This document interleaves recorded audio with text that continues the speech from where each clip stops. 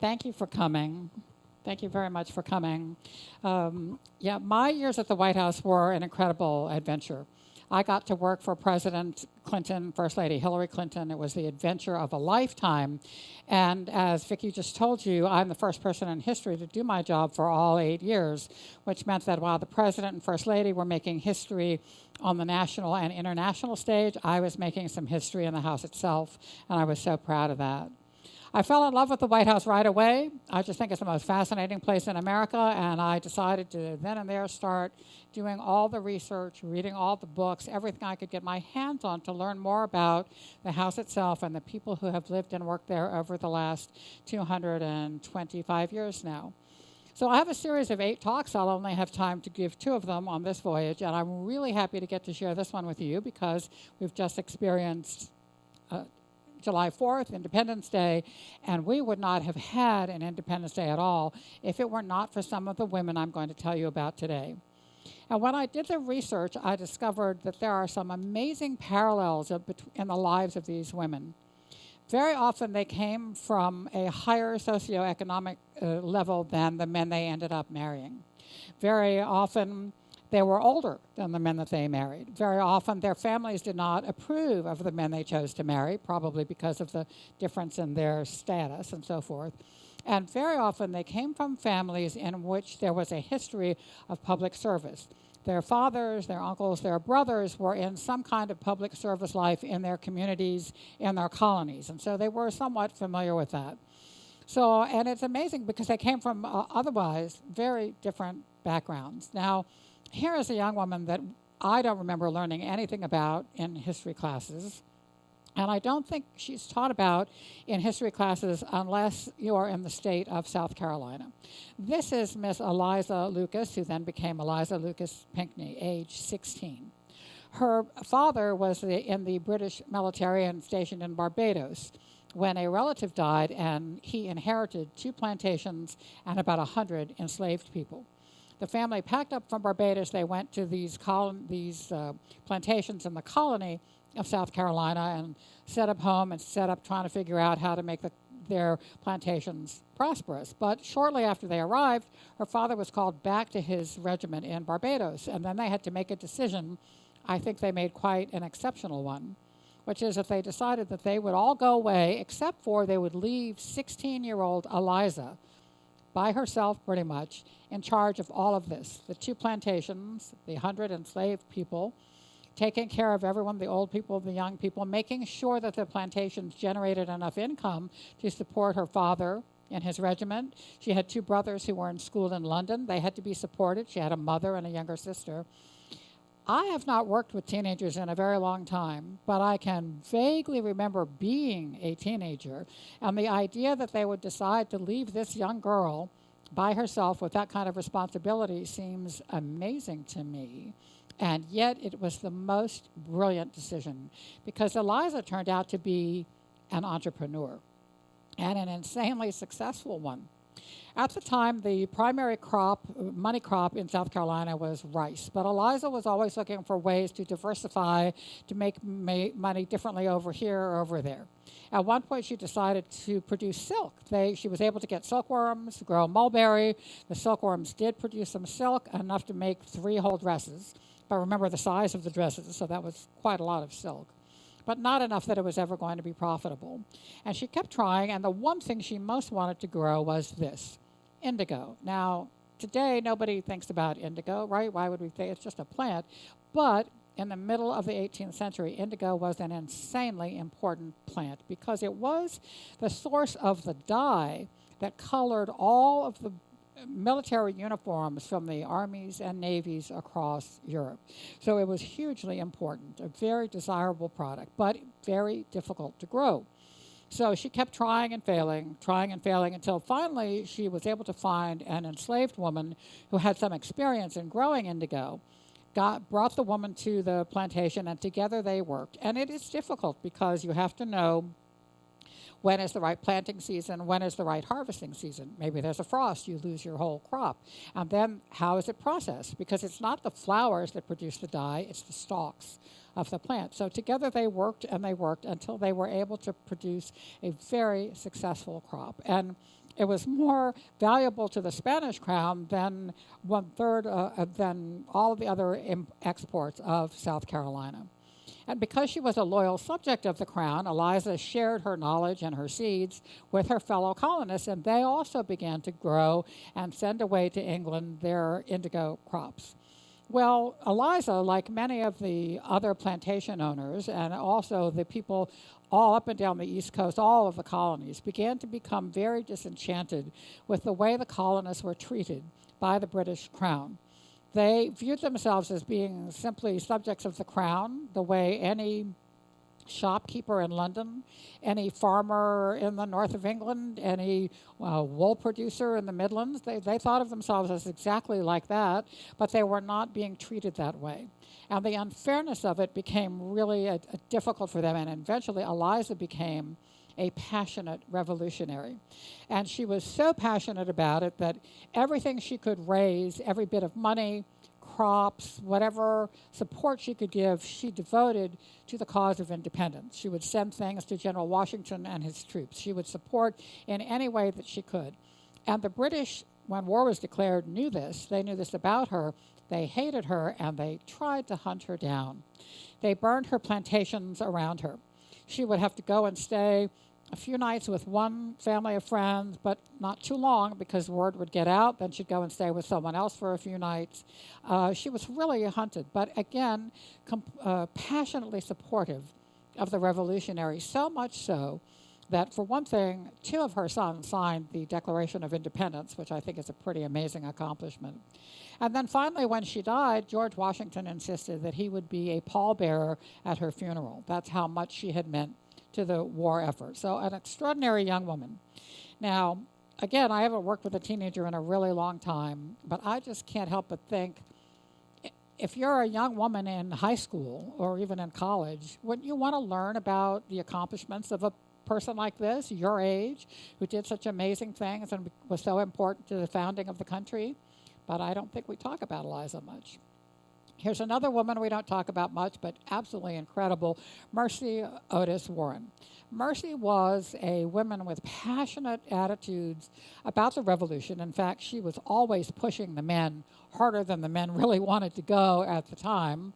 She was an accomplished author, but she was a woman at a time when women could not have articles appear in the newspapers or the magazines. So Mercy wrote pamphlets, which were widely distributed. The minute a printer had some of Mercy's pamphlets, they would sell out. And she wrote plays in which she made deep fun of the British soldiers and officers. She called them all kinds of rude names. And so she was hated as well.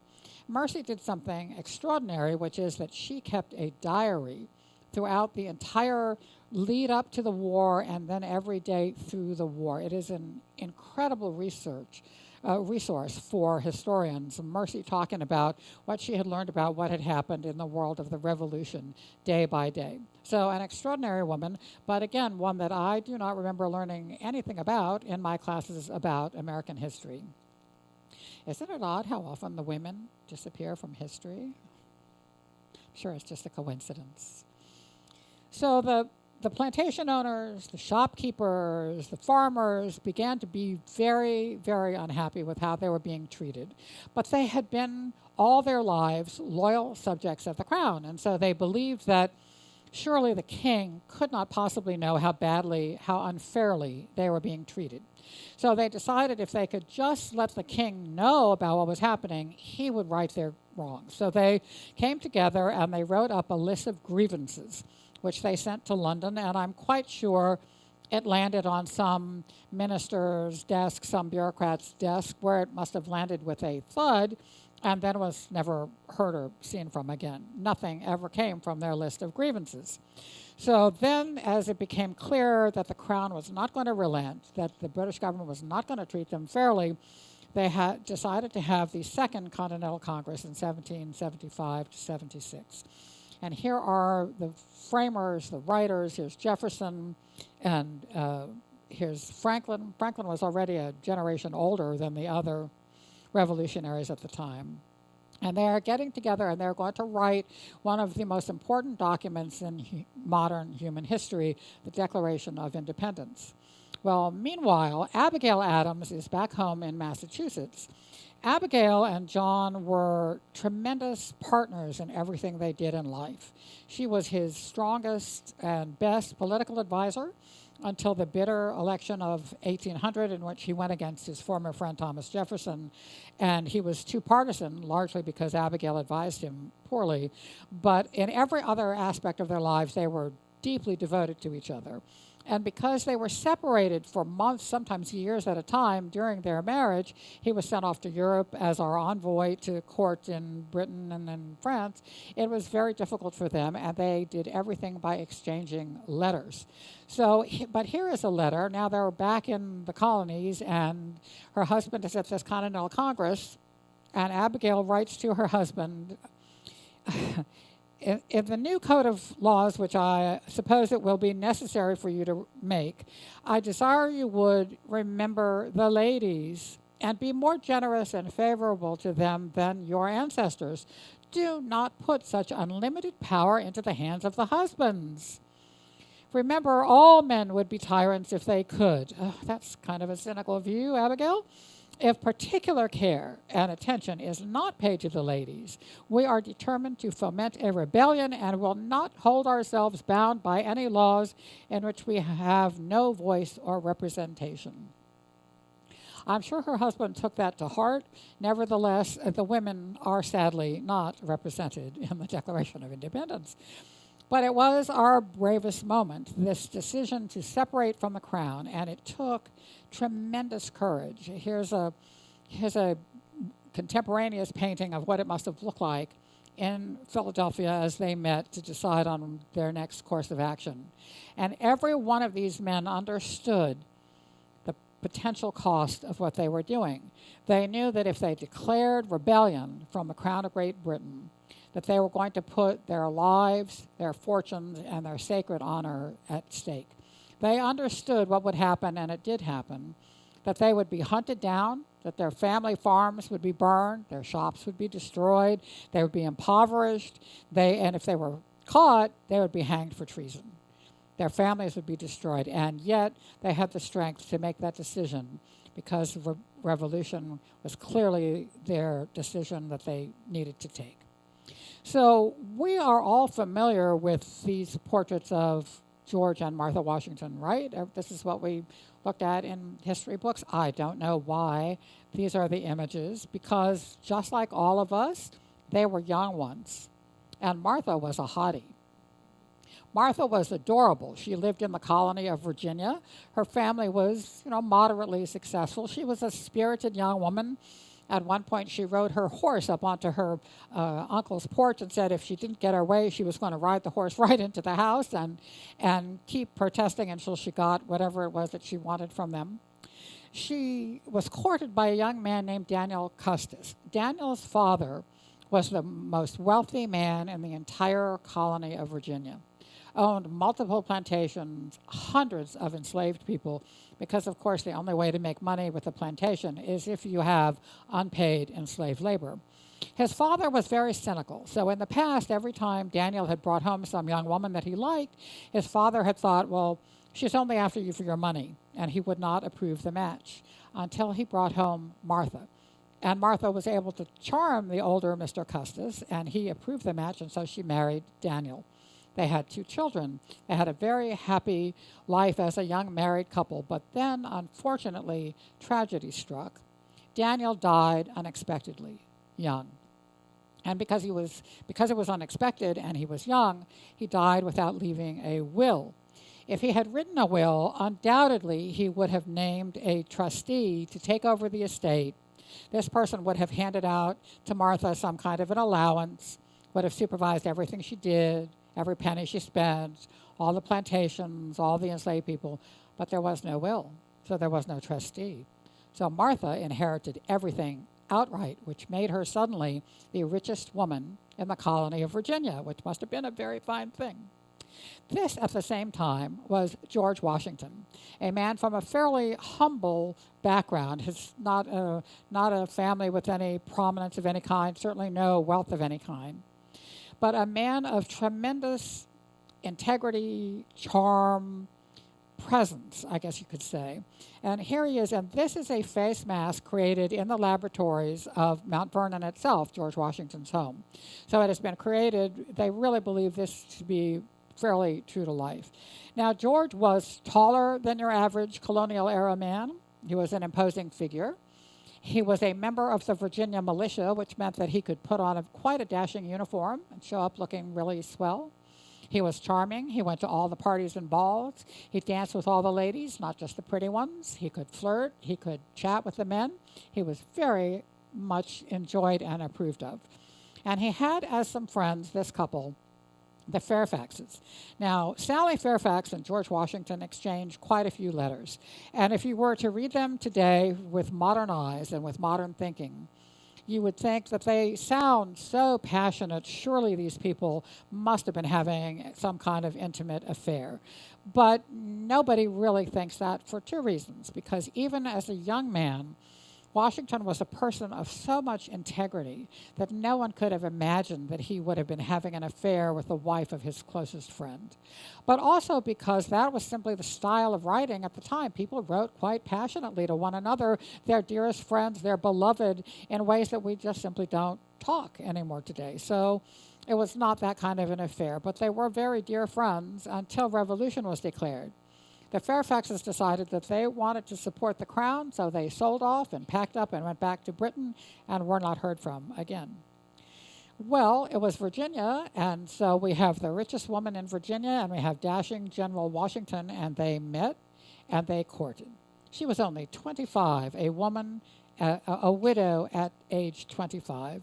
And if you are a rich widow, you can afford to import silks for your prettiest dresses and all the latest styles from London and whatever you need and want. And so they courted and eventually, and they married quite quickly. She was only 26. He was 27. It must have been the wedding of the century in the colony of Virginia. Very prominent. So then they moved to Mount Vernon, which was George Washington's home because he had inherited it from his brother Lawrence. Now, you may remember during the Trump years, President Trump and Mrs. Trump visited Mount Vernon, and he asked what I thought was a perfectly sensible question: why is it called Mount Vernon? Why isn't it called Mount Washington? It was their home, the Washingtons. And the answer is that he inherited it from his brother, who had named the property after an officer, Colonel Vernon, with whom he had served in a British regiment. So George kept the name Mount Vernon out of respect for his brother, and that's why it is Mount Vernon. This is what they look like at home with Martha's two children. She and George did not have children. This is Mount Vernon after Martha's money. It was not much when it just belonged to George, but with money you can do really amazing and wonderful things. Have any of you been to Mount Vernon? It's a beautiful colonial house on the banks of the Potomac River. It is just gorgeous. And what is really shocking, I think, is the fact that over the years, both the Washingtons died, and then descendants and relatives weren't interested. This property fell into complete disrepair. And there was nobody in the American government, none of the men in the American government had any interest in restoring or saving the home of our first president, our greatest founding father. And because the men wouldn't do it, women formed a committee. It is the Ladies Association of Mount Vernon. They got together, they raised money, they purchased the property, they began to restore it. And to this day, they are constantly funding research into better samples of, well, what exactly is the paint color underneath all those? What was the original? What did that look like? And again, that life mask that I just showed you of George. So it is the women who have preserved that heritage. When revolution was declared, it was clear that we were going to need an army and a navy. We did not have an army. We were going against the world's most powerful army and navy. We didn't have an army. We had local militias, and they were, by and large, led by men who had high social status in their communities, but mostly zero military experience. We had some ships, but not really a formed navy. And they had to decide, of course, who would be the commander-in-chief. And by coincidence, George was part of all these discussions, and he showed up all the time in his very dashing uniform from the Virginia militia, which made him certainly look like he deserved the part, so he was immediately named the commander-in-chief of the revolutionary forces. And he must have been really good at it because within just a matter of months, he was able to assemble an army of approximately 60,000 men and begin to equip them, supply them, and train them. But he was a man who really had this, who operated out of a deep sense of duty to his country, his new country, and to his community and to the people around him. And he said he didn't really want this job. So he wrote to Martha about it, and he said, "I am now set down to write to you on a subject which fills me with inexpressible concern, and this concern is greatly aggravated and increased when I reflect on the uneasiness I know it will give you. It has been determined in Congress that the whole army raised for the defense of the American cause shall be put under my care, and that it is necessary for me to proceed immediately to Boston to take upon me the command of it. You may believe me, my dear Patsy, when I assure you in the most solemn manner that so far from seeking this appointment, I have used every endeavor in my power to avoid it, not only from my unwillingness to part with you and the family, but from a consciousness of it being a trust too great for my capacity, and that I should enjoy more real happiness and felicity in 1 month with you at home than I have the most distant prospect of reaping abroad, if my stay was to be 7 times 7 years. I don't usually put up slides with writing on them, but I think it's really important for us to take a look at what they were thinking and saying and doing in their own words. So he said he didn't want to take up this mantle, but he went out of a sense of duty. And he left, and he only returned once for a weekend in 8 years. 8 years he was away from his beloved home of Mount Vernon, away at war, away with the government. Now, that didn't mean that he didn't get to see Martha. Martha's habit became that she would run all the plantations. She was in charge of everything, raising crops, raising supplies, generating money with anything they could do. And at the end of the harvest season, she would pack up everything she could get her hands on that might be helpful to supply the troops. She brought blankets, she knitted socks and scarves, they brought food, everything they could put together for the troops. And she would go and bring all that to wherever the troops were stationed for the winter, because by and large there was no fighting during the winter months. This is the bitter winter at Valley Forge in 1778. And because she did all that, the troops adored her. They referred to her as Lady Washington. They just thought the world of her because of her kindness and how she supplied them and obviously cared about them. Well, the war went on until finally there's a peace treaty. Imagine the British government realizing they have been outdone by this upstart community of rebels. It must have been so humiliating. And so that means that we no longer need an army and a navy, and so Washington gives a farewell address to his troops. And this is so famous that it is common for high-ranking military officers in America to quote Washington when they have a retirement ceremony from their careers. And he wrote to them, with a heart full of love and gratitude, "I now take leave of you. I most devoutly wish that our latter days may be as prosperous and happy as your former have been glorious and honorable." And then he went home to Mount Vernon after 8 long years. But he could not stay there because now, okay, we're separated. Now what are we going to do? We have to have a government. Who's going to lead the government? We're having all these discussions about the form of the government. Mercy asked Ben Franklin, what kind of a government are you going to give us? And he said, "A republic, madam, if you can keep it." But she had said, "We are too poor for monarchy, too wise for despotism, and too dissipated, selfish, and extravagant for republicanism." And yet we ended up with a democratic republic.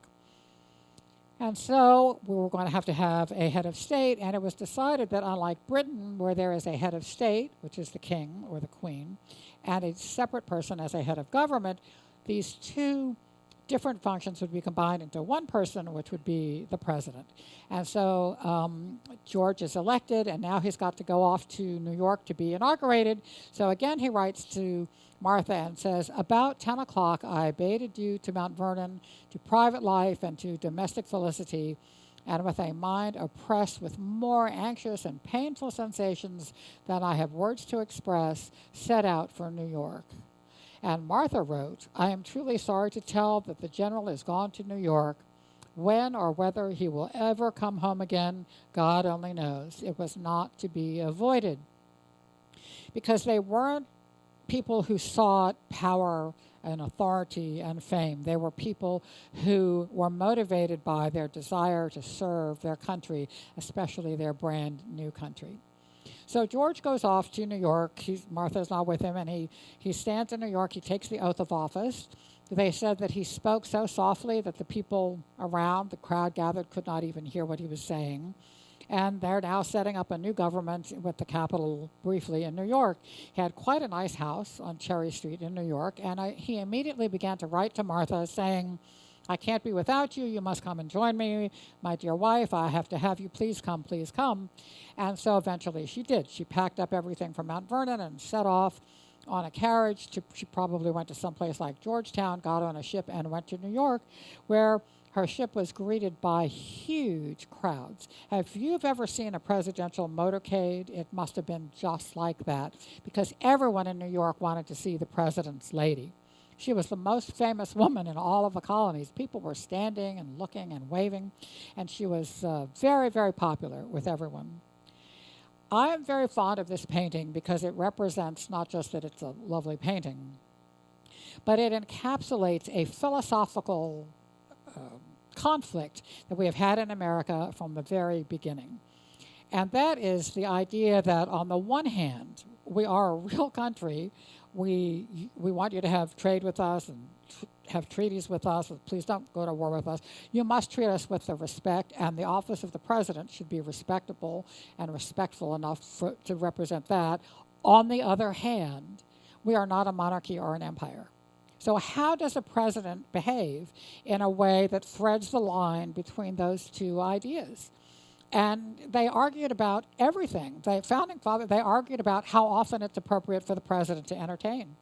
Hamilton thought 4 more times a week would be perfectly fine. John Adams was a staid New Englander. He said, 2 or 3 times a week should be plenty. I mean, they literally argued over every little bit of protocol. They argued over what to call the president. There were people who wanted to call him His Majesty. Fortunately, he wasn't going to have that. And they argued over all of these things. So that was difficult for the presidency. But the wife of the president was a different matter altogether. So they would say, this is not a court. She's not a queen.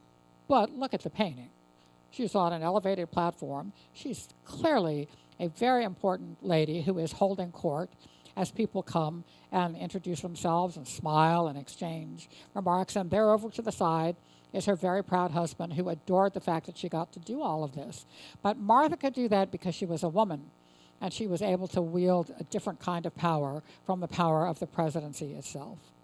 Well, after his 2 terms, 8 years, Washington set a precedent of only running twice. He decided not to run for a 3rd term. He probably could have won a 3rd term, although there was some opposition. But it was an excellent precedent, and it lasted until Franklin Roosevelt, although he was really already very ill, decided to run for a 3rd term during World War II. And I'm sure that he did that because he believed he was the only person who could carry the country through to the end of the horrific war. So Washington retired from government, and he went home to Mount Vernon, but he didn't get to rest there, because everybody wanted to visit. People just came by. They came by all the time. And when they stopped by, they expected to be fed, certainly during the midday meal. Quite often they expected to be put up overnight because they had traveled so far to see the general and his lady. And it got to the point where Washington just had enough. I mean, he had a lifetime of service to others. So his habit became that he would sit at the midday meal with the visitors, and he would converse with them. But when that meal was over, he would retire to his study, close the door, and he was no longer available to be chatty with the guests. But this is the guest he was very happy to welcome, because this is the Marquis de Lafayette, with whom he was very close. And the Marquis brought to Mount Vernon the key to the Bastille, which was a gift from the government, the new government of France. And that key is hanging in a case in a hallway in Mount Vernon. So it's really quite wonderful. In 1799, George became ill, and he had what might have been strep throat, some horrible kind of throat infection. His death really sounds pretty awful. And he passed away. And his widow, so grief-stricken that she did a terrible, terrible thing. She gathered up all of their correspondence from all of the years they had been together, all of the years he had been away at war in whatever place he had been while she was, all of those letters in which they had exchanged all their most intimate ideas about each other, about the people around them, about the conduct of the war. She burned them all. She burned them all. And I assume it was because she thought they were too intimate for strangers to ever read, going down in history. But it is so sad for historians. There is literally one letter that was preserved, and that is because it had become hidden behind a drawer in a desk that just wasn't seen, and it escaped the burning of all of that other correspondence. Washington had done something unexpected with his will. People had expected that he would write in his will that all of the enslaved people on his plantations should be freed upon his death, but he did not say that. He said that the enslaved people would be freed when Martha died. Now, I occasionally think about what it would be like to be a little old lady living in this big house surrounded by dozens of house enslaved people and the plantation people, all of those people knowing that the minute you died, they would be free. And I think that must have been very, very uncomfortable. Well, she only survived another 2 years, and then she also passed away, 1802. And again, was so beloved that she became the first woman to be put on an American stamp, Lady Washington. Here are Abigail and John Adams in the images that we are accustomed to seeing them, but just like George and Martha, they were once young, and they were attractive young people. Abigail was the daughter of a family of prominent ministers in Braintree, Massachusetts. They were really well-established, they were prosperous people, and one day, one of her brothers brought home John Adams to have luncheon with the family. John was smitten with Abigail and began to court her, and as I mentioned in the very beginning of my talk, the family did not approve because John, oh the horror, was a lawyer, and they did not approve of that at all. They thought he really would not be able to keep her in the fashion she should expect, and they really discouraged the match, but they were instantly very fond of each other. And they courted and they married, and I think he kept her in pretty good style, because here is the house that they ended up with in the beginning, Peacefield old house, and here it is today. You can go and visit. It looked like quite a nice house for those late 19th century, 18th century years. So they married, and then, as I said, they went off, and they were very often separated for long weeks, months, sometimes years, as John was sent to Europe as an ambassador and so forth, or he was in Philadelphia in the government and so forth. And they wrote letters. Over 2,000 letters survive between John and Abigail Adams. And you can just imagine what kind of a resource that is for historians, because they wrote about their personal lives, but they also wrote about the war effort. First they wrote about, should we have revolution? Should we separate from the crown? What would that look like? How dangerous would it be for all of them? And then they wrote about the conduct of the war, the victories, the failures. Fantastic letters. And again, I don't normally put text on my slides, but I want you to see what they said in their own words. So in 1774, he explains that she is a partner in all the joys and sorrows, prosperity and adversity of my life, to take part with me in the struggle. He really adored her. But by 1775, he's seeing what's coming down the road for revolution, and he writes, in case of real danger, fly to the woods with our children. Give my tenderest love to them and to all, because he knew they would be hunted by the British, as they were. So then Abigail wrote to John, as we saw, requesting that he remember the ladies, which he sadly did not do. But she also wrote, once revolution was declared, courage I know we have in abundance. Conduct I hope we shall not want. But powder. She was such a practical New Englander. Where shall we get a sufficient supply? And after the loss at Bunker Hill, she wrote, I have been distressed but not dismayed. I have felt for my country and her sons. I have bled with them and for them. But the government then decides to send John Adams as envoy to France. And while he was a brilliant man with really an incredible mind, he was not really well suited to this particular task. This is the description of John Adams as a diplomat from a fellow diplomat. His abilities are undoubtedly equal to the mechanical parts of his business as ambassador, but this is not enough. He cannot dance, drink, game, flatter, promise, dress, swear with the gentlemen, and small talk and flirt with the ladies. In short, he has none of those essential arts or ornaments which constitute a courtier. There are thousands who, with a touch of his understanding and without a spark of his honesty, would distance him, meaning being an improvement over him, infinitely in any court in Europe. And we needed him to be effective in France because the revolution needed French money and needed the French Navy. That was why he was in Paris, to persuade the French king to send money and send the French Navy. Now again, he adored his wife Abigail. They were partners, and he wanted her to come join him in Paris, but he had some hesitations. This is what ordinary life would have been like during the Revolutionary War. Most people lived in relatively small houses, very simple houses. This is what would have been common to and recognizable to most people at that time. But John was now in Paris, living in a mansion, and he was worried what would happen if Abigail came to join him.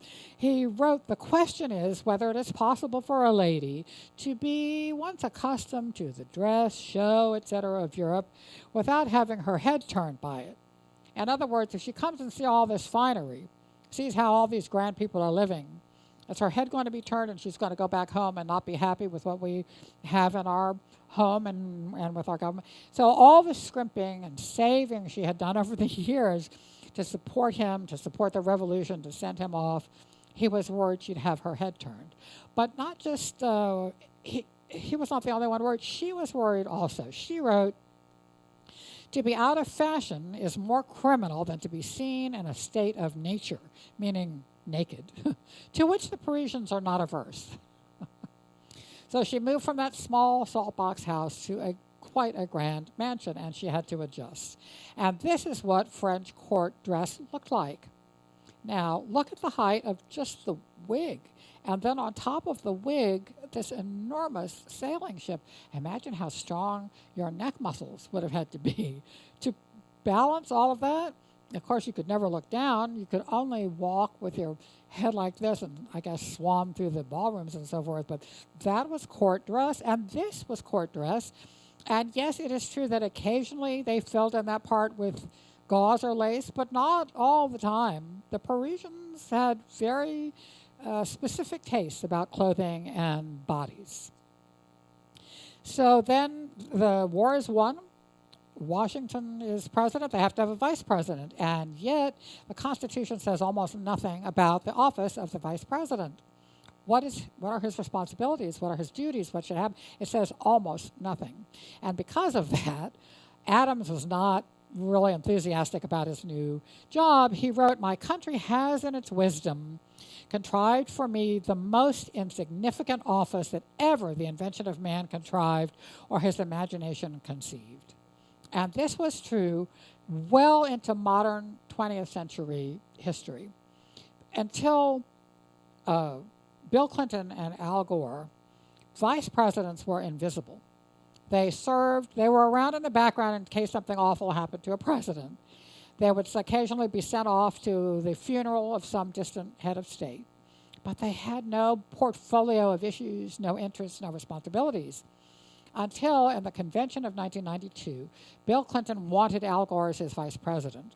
And Gore said to him, "I will run with you only under these conditions. I'm going to have a portfolio of the issues that are important to me. That will be my responsibility to have authority over, to be responsible for. And you will promise to have lunch with me once a week so we can discuss what each of us is doing." And they formed a really effective partnership. Gore took over things like climate issues, which everyone knows was where his heart really lay. they worked together very closely. And then following them, we had George Bush and Mr. Cheney worked together in very significant ways, and then Obama and Biden. And so normally in modern history now, that is the reality, that the vice president has a lot of power. And I think we are seeing today that Mr. Trump does call in Vice President Vance for quite a few things, although Mr. Trump clearly likes to go his own way about most things. But it is, it really was, I heard it once, that office described as, I think it was Truman who said it was not worth a bucket of spit. And poor Mrs. Truman, they were so unknown. He was vice president to Franklin Roosevelt. They were so unknown that when President Roosevelt died and Vice President Truman was to take the oath of office in the White House, Mrs. Truman showed up at the north door for her husband's swearing in and was not recognized by the butlers. They had no idea who she was. So really a big change from then. Well, they moved to the new government, and they were quite happy in New York. But Abigail, eventually, Adams becomes president, and now she is the first lady. They're trying to figure out what to call her. Martha was Lady Washington. That wasn't going to work, so they called her Mrs. President. The title First Lady is really quite modern. It almost came into modern use with Jacqueline Kennedy. So they had different titles. So they lived in New York for a while. Then the government moved to Philadelphia, and she became quite ill and had to go home to Massachusetts to recover for quite a long time. And her devoted husband decided he was not going to leave her alone there, so he departed the government and went to be with his wife, which caused quite a lot of conversation and criticism. Now, there's a new city being built in Washington, D.C., out of land that is taken from the two new states, the former colonies of Maryland and Virginia. It is a completely made-up entity. And this is what was written about Georgetown, that Washington is a city in name only, and Georgetown is the very dirtiest hole I ever saw. Well, Mr. Adams received word that the White House, which had been under construction for a long time, was finally ready for him to occupy. And so he took a carriage from Philadelphia to occupy his new home. And I don't know what he expected, but I'm guessing it would not have been this, because this is not ready. This is a construction site. Brick kilns, stonemason shops, carpentry shops, shanties for the enslaved people who were hired out to build the White House. In fact, the first child born at the White House was born to an enslaved woman. Just a construction outside, and I'm sure Mr. Adams thought that when he went into the house, surely that would have been finished, but unfortunately, no. It was just barren. Plaster was wet on the walls. They kept the fires burning 24 hours a day to dry out the plaster. Very little furniture because Washington had taken all his personal things home with him to Mount Vernon. And so he began to write to Abigail about how desperately he needed her. He wanted her to come. He needed her to come and be with him in the new executive mansion. And so she did come eventually, and then she had to set up housekeeping in this brand new place. How was she going to manage living in this vast building? I mean, enormous by early American standards, and unfinished. Well, she took the room that today is the White House Library, and she used that as her laundry room. That's where they did the washing for the table linens, all the family clothing and stuff. They did the washing, but then she had a different problem, which was where to hang it to dry. Do you want to hang the presidential knickers on a line outside the house so that flapping in the wind, people walking by can see, oh, that's what the family wears? No, you don't want to do that. So being practical, she used the fires that had been burning in the East Room and set up that as her drying room, a very grand drying room indeed. They weren't in office very long. He lost the election of 1800 to his former friend Thomas Jefferson, and they went home to Massachusetts. Abigail lived to age 74, but John survived longer. And in fact, it is quite amazing that he died in 1826 on July 4th. And his last words were, "Jefferson still lives." They had repaired their friendship thanks largely to efforts that Abigail had made. They were friends again, corresponded a lot. He was unaware that in Monticello, Virginia, Jefferson was also on his deathbed and passed away on July 4th. I think that's quite amazing. Dolley Payne Todd Madison. Dolley is my favorite person, man or woman, to ever live and work in the White House. She was just extraordinary. Dolley came from a Quaker family, but she was a really poor Quaker. You can see here she's wearing jewelry. That's not appropriate for Quakers. And she loved jewelry and fancy clothes and all of that. She was not a good Quaker. Her family came to Philadelphia.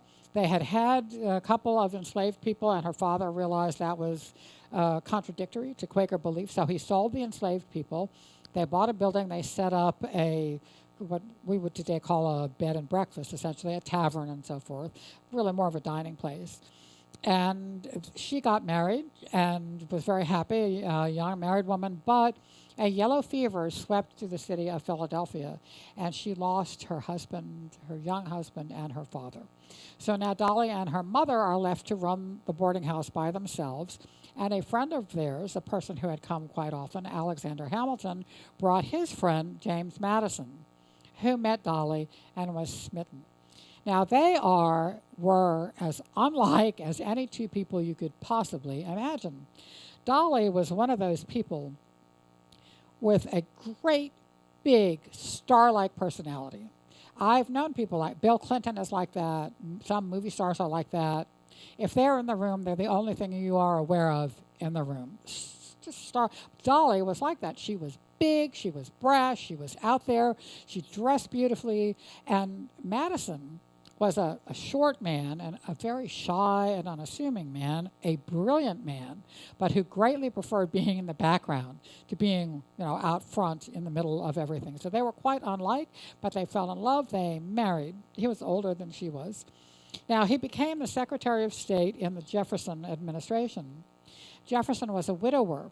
His deceased wife did something I myself think is really terrible. On her deathbed, she made him promise that he would never marry again. I think if I were ever in that situation, I would want my spouse to be happy in their future life, but that's just my opinion. Anyway, he was a widower. And so Dolley, the wife of his Secretary of State, became Jefferson's hostess at the White House. And as she did that, she began to network. She began to meet people, welcome people, entertain with people, and she began to lay the network for her husband's eventual run for the presidency. And when she built so many associations, she was really quite good at that, and she used a very different kind of power, soft power, that women so often have to use very differently from how men wield power. And that is a kind of behind-the-scenes power. It is power, but it's not out front. You don't really see it all the time. And so she was really effective at that. And she became eventually the wife of the president. They were very happy together. She threw great parties. They entertained. That was the source of great power for him. I have a whole talk about entertaining at the White House, which I won't have time to do here, but she used entertaining to really build the president's life and agenda. She rescued the portrait of George Washington from its frame on the night of August in 1814 when the British came to burn down the house. She had to leave the house in a hurry because the British were advancing on the city of Washington, and she did not know what was going to happen to any of them. The White House burned to the British. It was hugely humiliating. They lived in an octagon house near the White House for quite a while, and then they retired to Montpelier, again, a beautiful estate in the state of Virginia. Dolley never got over wanting to be in the public eye. She never stopped wanting to be in the center of politics. I cannot believe it. This is an actual photograph of Dolley Madison. This is my final slide. This is Dolley Madison. Imagine if there's a photograph of Dolley Madison. Now, clearly, she's a very old woman there, but still. When I first saw that, it just blew me away.